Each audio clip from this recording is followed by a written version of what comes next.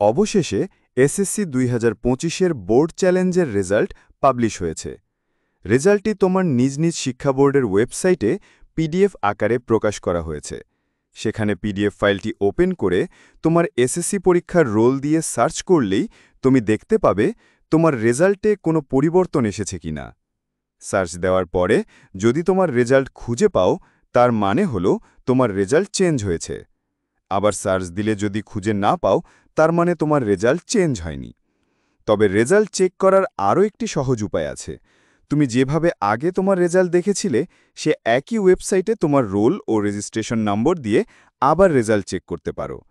যদি তোমার রেজাল্টে কোনো পরিবর্তন এসে থাকে, তাহলে তুমি সেখানে আপডেটেড রেজাল্টই দেখতে পাবে।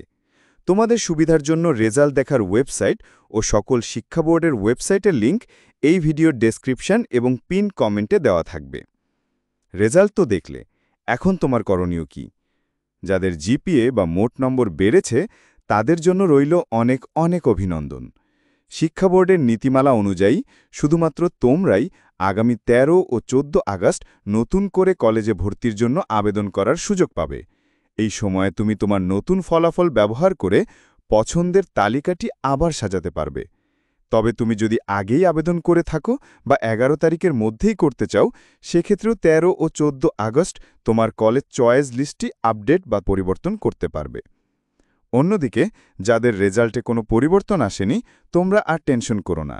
তোমরা প্রথম পর্যায়ে অর্থাৎ ১১ই আগস্টের মধ্যে যে কলেজ চয়েস লিস্টটি দিবে, সেটি ফাইনাল বলে বিবেচিত হবে। তবে হ্যাঁ, তুমি কিন্তু চাইলে ১১ তারিখের মধ্যেই তোমার এই লিস্টটি ৫ বার পরিবর্তন বা আপডেট করতে পারবে। এসএসসির রেজাল্টই কিন্তু সব নয়।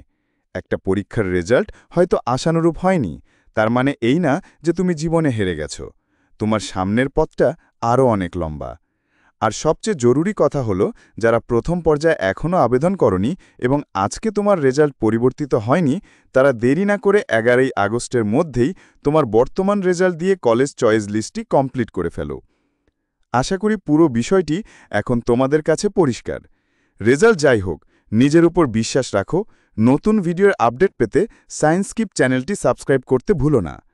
তোমার স্বপ্নের পথে আমরা আছি তোমার পাশে।